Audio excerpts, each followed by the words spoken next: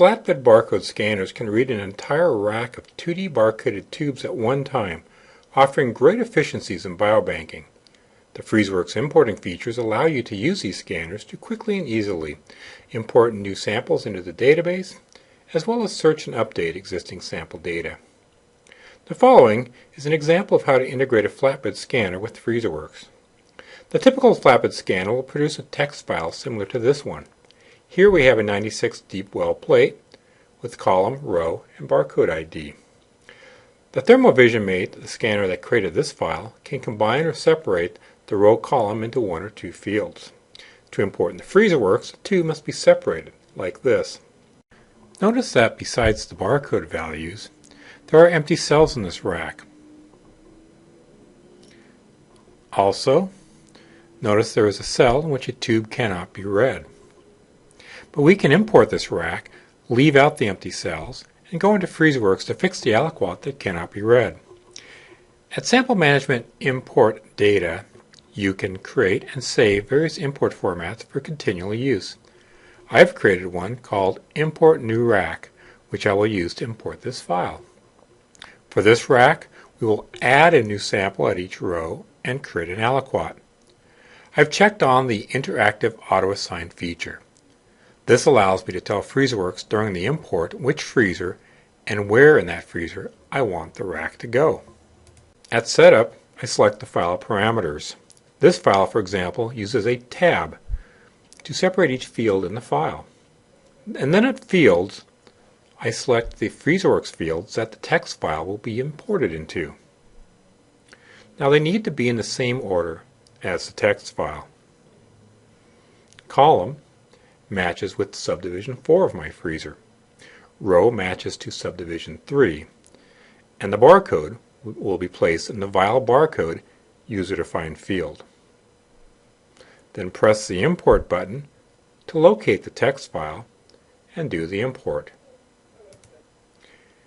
Immediately, FreezeWorks reports a problem with the import. Now this is actually anticipated. Let's look at the report to see where the potential problem is happening. Select Print Report, and then Print Preview. Now, FreezeWorks does not want to import the rows that have no tube as the barcode value. But that's okay because neither do we. We want to import to skip these blank rows. Since the rows we want to import are okay, let's continue with the import.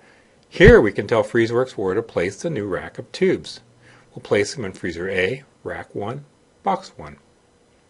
FreezeWorks will now import these new samples and aliquots into the database.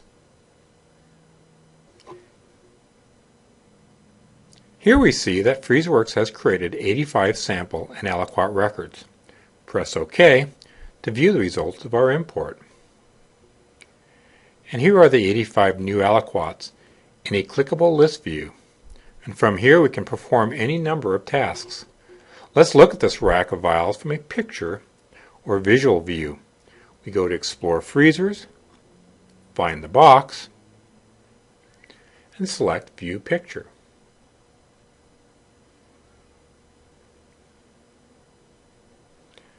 Now the green cells are those that are empty. Those that are not empty have their vial IDs displayed here. From this view, we can click on any fill position to go to the main entry screen for that vial. And here is the vial in the sample record. Notice that the vial that the scanner couldn't read was imported as no read. To enter it manually, we go directly to the entry screen and enter the missing ID by modifying the aliquot.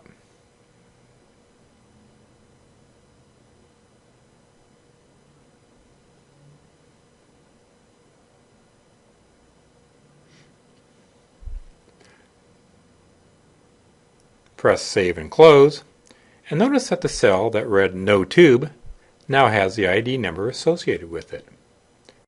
All done in FreezeWorks. It's your program.